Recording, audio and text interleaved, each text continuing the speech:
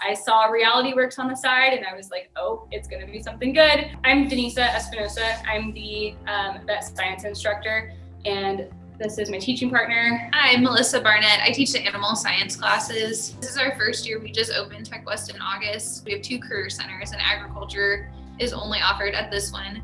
And students can choose to come over here, and usually it's because they have an interest in animals, or they think they want to be a vet, or they want to be in the agriculture industry in some aspect. It kind of just lets them kind of feel out the industry before pursuing higher education or whatever their post-high school looks like. The models have really helped us, especially like this year where we're not able to go places and have field trips and have guest speakers and do kind of all the normal things that we would do.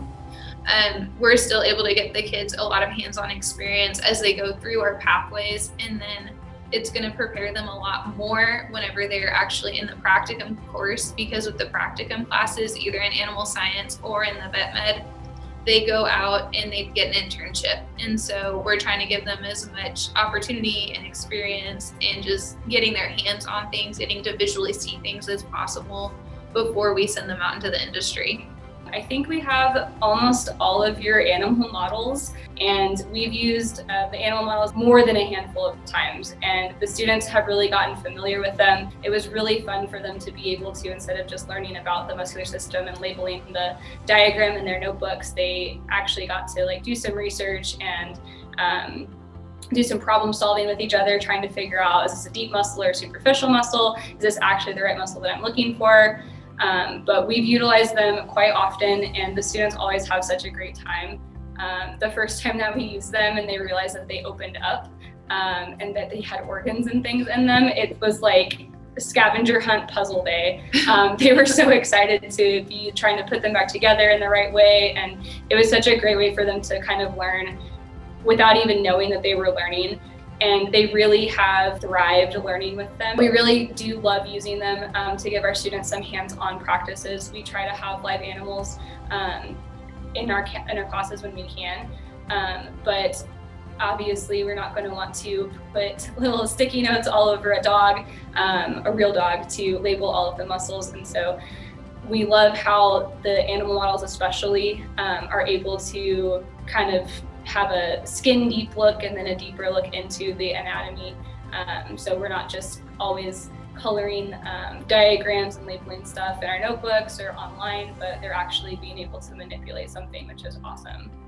And I had one student in particular that was such a visual learner and had some accommodations and special needs going on. And like whenever we finished working in class, he would always be like, can I go take apart the chicken? It was a really great visual for him, and he would just go every day and take it apart and learn and say what organ he was holding. And that's how he learned. And he really thrived in my class by doing that. And it was a completely initiated on his own. Like if he finished work, that's where he wanted to go and work on and see. So that was really, really cool to watch and kind of experience with him.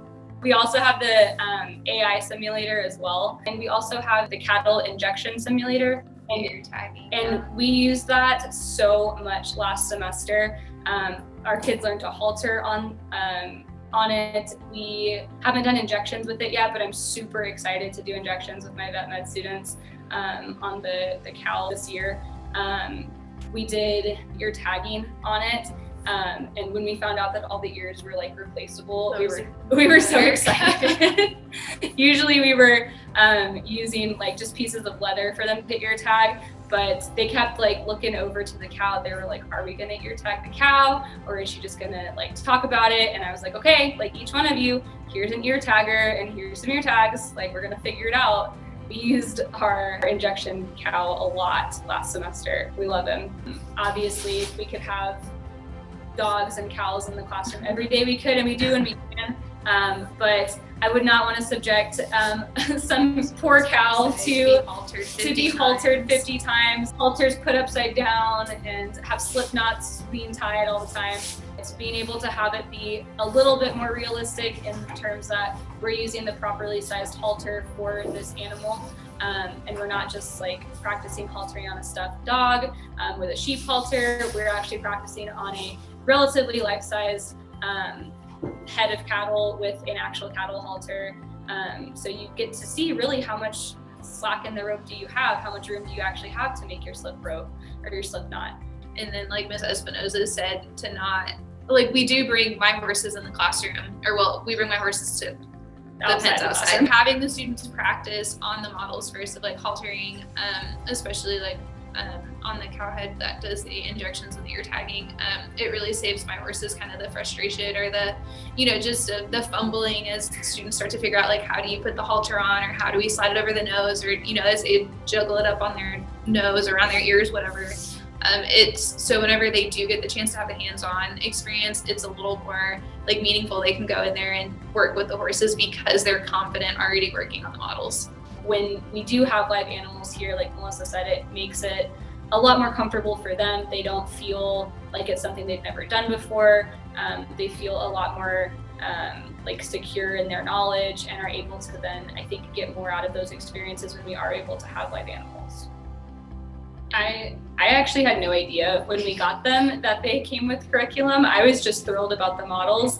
And when I was unpacking them, Melissa was like, wait a minute, they all have curriculum with them. And it was like extra Christmas Day. I love the fact that they match the actual like thing that the students are looking at. Like we do have a lot of curriculum that we've already had from previous years, but using pieces of the curriculum that comes with the models that is specific to the models, I think makes when we are using them for like identification purposes or review stuff or like the quizzes and exit ticket things, I think that it's like very seamless with the students. They're not like, oh, I can't tell because the picture on the PowerPoint is not at all the same like shape or color or anything that the model that we're looking at is, but they're supposed to go with them. So it's really easy to integrate when we are using them.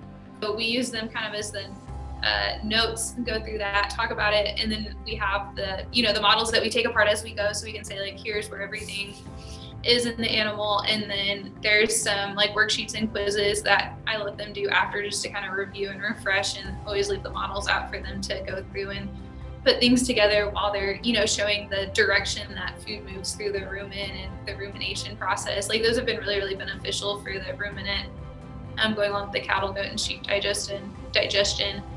And I think too, the longevity that we're able to use them year after year, because we do also, like we do dissections in some of our animal science and advanced in the vet med classes, but they provide good experiences. They're kind of expensive and it's a one-time use. With these guys, we're able to just sanitize, reuse them year after year and still see things. So the longevity of being able to continually use them and not having to like repurchase them every single year really helps out our classroom budget, so we can prioritize certain dissections that maybe we can't do with the animals per se, but that it just really helps and kind of saves our budget and still gives them that same experience, and it's a consistent experience over and over. We are really thankful that we have all of the models, not just the animal models that we use, but even the like injection simulator and ones like that. They really just love any opportunity they can to have some type of hands-on engagement.